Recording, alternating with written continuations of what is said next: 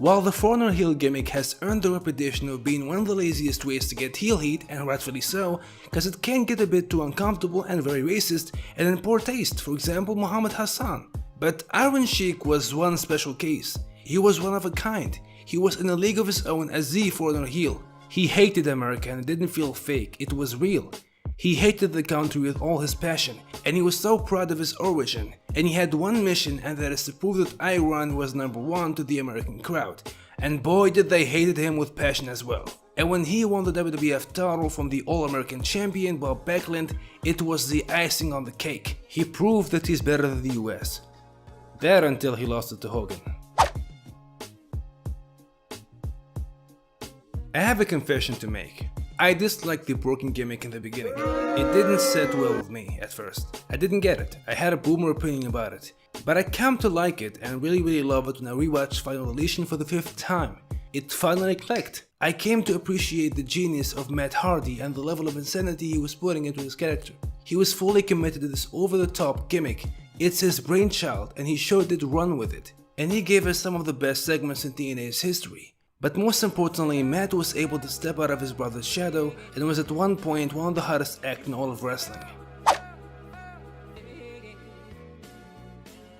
The aristocrat rich gimmick is by no means complex. It's a simple idea, but you just have to find the right person and it needs to be done at the right time to reach the full potential of the gimmick. There's no better time than the 80s, and man, there's no one but Teddy DiBiase who could pull this off to perfection. Everything he did for this character was just outstanding. He outdid himself.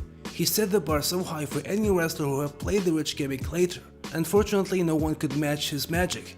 Everyone seeked to imitate his rich antics, but no one was as organic.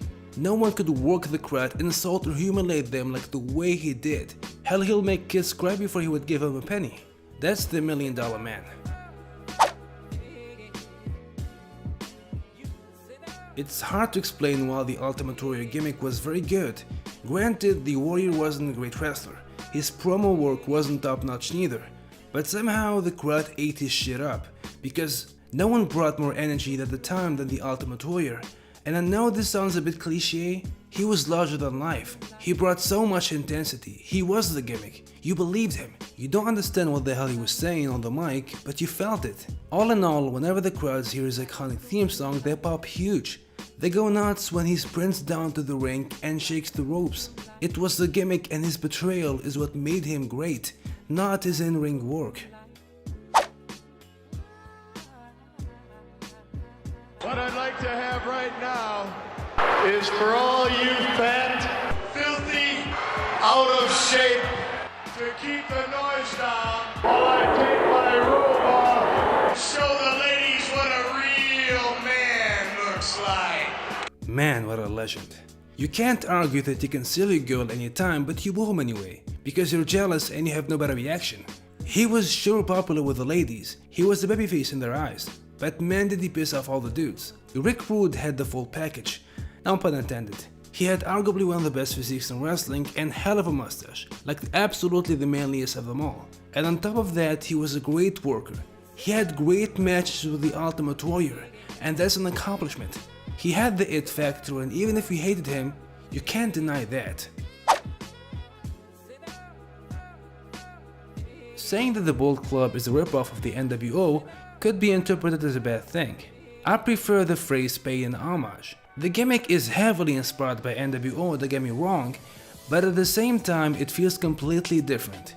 Well, for starter, it featured a young and very talented group of guys, and it didn't take place in an international wrestling promotion. The Bullet Club was founded in New Japan Pro Wrestling, and sooner it began to gain worldwide attention, and with the adding of the very popular AJ Styles, the group became an international phenomenon. I can't stretch enough how much impact Bullet Club had on the wrestling scene outside of WWE. Without the Bullet Club, quite frankly, there would be no AEW. The Bullet Club sure made New Japan Pro Wrestling a lot of money and new fans overseas. And that's all thanks to the group of outsiders that really changed the landscape of modern wrestling. You know you have a great gimmick when you can work fellow wrestlers, bookers and the fans into believing you are as crazy in real life as the character you portray. Pillman played up the gimmick to the absolute hilt and made himself into the hottest wrestler in the business for a brief period of time. Pillman transformed himself into the psychotic, uncontrollable individual who was extremely over in WCW, ECW and the WWF. DX is what happens when you give two douchebags the platform to showcase their douchiness, and boy were they really great at being douchebags. Surprisingly though, despite their obnoxiousness, they were over as hell, mainly because it was the first time you see wrestlers pointing to their crotch on TV and saying suck it like a couple of teenage boys. And the crowd loved that. Of course it was more than that, obviously. D-Generation X had the attitude in the Attitude Era. They were heels for most of their run, but they were fun to watch and they brought a level of coolness that appealed mostly to the younger demographic the WWF was getting back. DX encapsulated the theme of the late 90s, an alternative era for television. WWF had to fit in this counterculture after years of outdated cartoonish product. DX was an organic act. They led the revolution of change and they sure defined an era, and weirdly enough they were a big part of a lot of people's childhood. There is something incredibly special about Brody. He was real, he wasn't playing a character, at least that's how it felt like. He scared everybody, not only his opponents, but the crowds who were in attendance were petrified by his presence. There is no guarantee for your own safety when this crazy killer of a man comes down to the ring. He was unpredictable and fucking crazy, which made a lot of wrestlers legit scared of this man because he might go rough on you in that ring if he doesn't like you that much, or if he accidentally pissed them off. And you can ask Lex Luger how that felt like. BRUISER Brody was truly an iconic character. He looks like a scary lunatic. His promos made him look intimidating, and the level of brutality of his matches. He gets it, he worked his ass off and he was gone too soon. It was in 1995 when the Raven gimmick was born, and it was like nothing else before. Raven was grunge. He represented the spirit of the 90s rebel youth. The tormented souls who were influenced by the words of Kurt Cobain and devastated by his loss. He was perfect for ECW, what the promotion was trying to convey and the demographic that they were attracting. Quite frankly, he embodied the soul of Extreme Championship Wrestling, the never-ending saga and the overall story of the loner, the slacker, the tortured soul known as Raven, who craves acceptance yet destroys it once he achieves it. That's ECW founder Paul Heyman's succinct description of the richest element of the success of ECW at its incept. Raven, as personified and created by Scott LeVay, is perhaps pro wrestling's most complicated and well-drawn character ever. It's inaccurate to say that the Goldust character was ahead of his time, because flamboyant gimmicks dates back all the way to Gorgeous George in the 40s, but no one really pushed the envelope as hard as Goldust, and for a time like the mid-90s where the Federation was filled with terrible and silly gimmicks, he was one of the few shining lights. He was very special, but wasn't appreciated especially by the 90s fans. Their rejection didn't stop Dustin Rhodes from fully committing to this bizarre gimmick. His perverted antics and the level of charisma gave more layers to this one-of-a-kind gimmick, and the pairing with Marlena worked to perfection. He was able to step out of his father's shadow, and the fans truly never forgot the name Goldust. I'm torn between his straight society gimmick and his voice of voiceless gimmick that led him to stardom. I love them both, and it's like asking someone to pick their favorite child. But I might be inclining more towards a straight edge gimmick just by a little bit, because it really made people hate this guy by telling them straight to their faces that he's a better role model than Jeff Hardy and that Jeff has his problems. He called the crowds out by their hypocrisy and he had decent points too. But somehow he was booed, because people hate facts, I guess. It was the first time in WWE that we saw how truly good he was on the mic. He knew how to piss people off by bragging about being simply better because he doesn't drink. And how can I not mention the Straight Edge Society group and the entertaining segments, and how he legit made everybody perceive him as a devil incarnate in their personal feud with Ray. The rebellious and standing up against injustice of the WWE system and being basically the voice of the hardcore wrestling crowds was a wrestling gimmick mixed with the reality of Punk being legit frustrated, and man did it make wrestling way more interesting. And what it created was a revolution, and he led it, and he was sure a great leader. This gimmick was, well, perfect. Roll the credits. No, Mr. Perfect excelled at everything as shown to us through a series of classic fantastic vignettes. It didn't matter if it was baseball, basketball or bowling, he was simply the best. Perfect could have been all-star in any sport, but he came to the WWF to show off his skills. This gimmick couldn't have worked better on anybody but Kurt Hennig, because he was the fucking man. He was so cool and very charismatic, like he shines charisma. Looks absolutely great, and it really helps that he was so good in the ring. And man, look how good the Intercontinental title looks around his waist. Everything about him was just perfect, for the lack of a better word.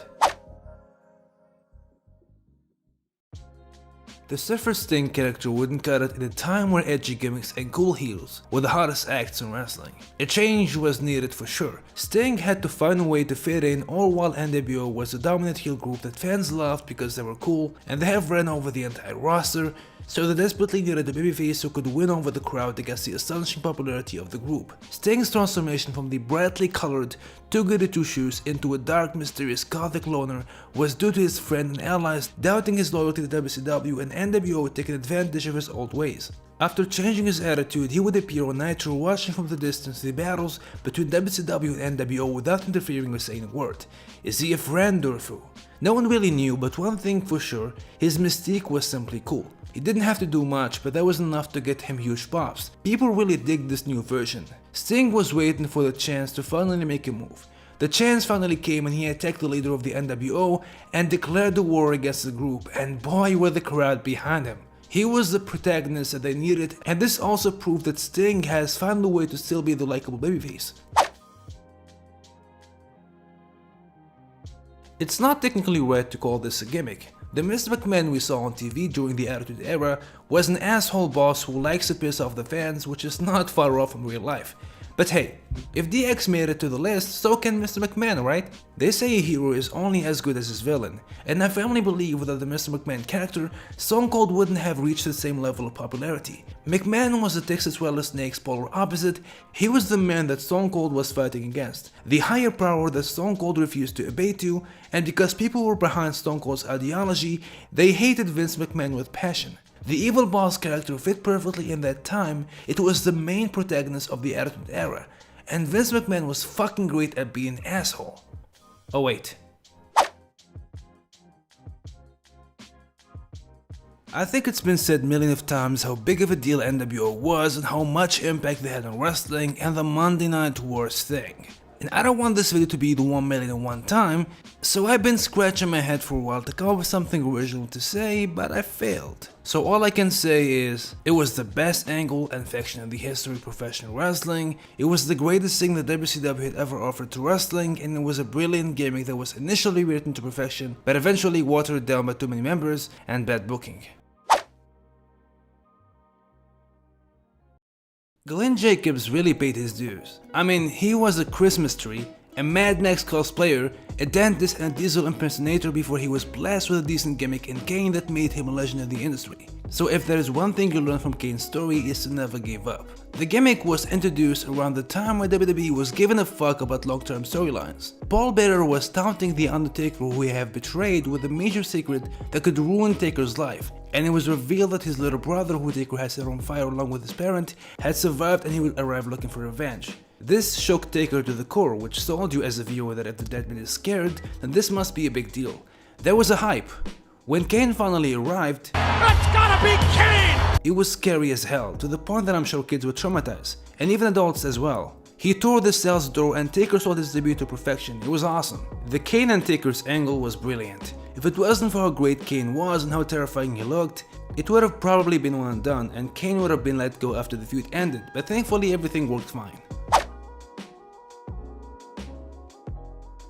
I love when characters have depth, and I can't stress enough how beautifully complex the Mankind gimmick is and how much passion Mick Foley was able to convey through his amazing portrayal. What impresses me the most is the fact that Vince couldn't see nothing special about Mick or his character until the sit-down segments with Jim Ross introduced us in depth to who he truly is, which were all Mick Foley's work, sold Vince on him and changed his view, and that's a testament to how brilliant those segments were. They were very compelling, and through his body of work and ability to tell a story, you learned a lot about the psychopath. It was hard, emotional, deep, and it made sense. and made you sympathize with this guy. It's too smart for wrestling, honestly. You see, the most important thing that these segments did is that it made you understand Mankind, rather than perceive him as the crazy heel with a weird looking mask who pulls out his hair and who lives in the boiler rooms for whatever reasons. It's a well done gimmick, and it's my favorite version of Mick Foley.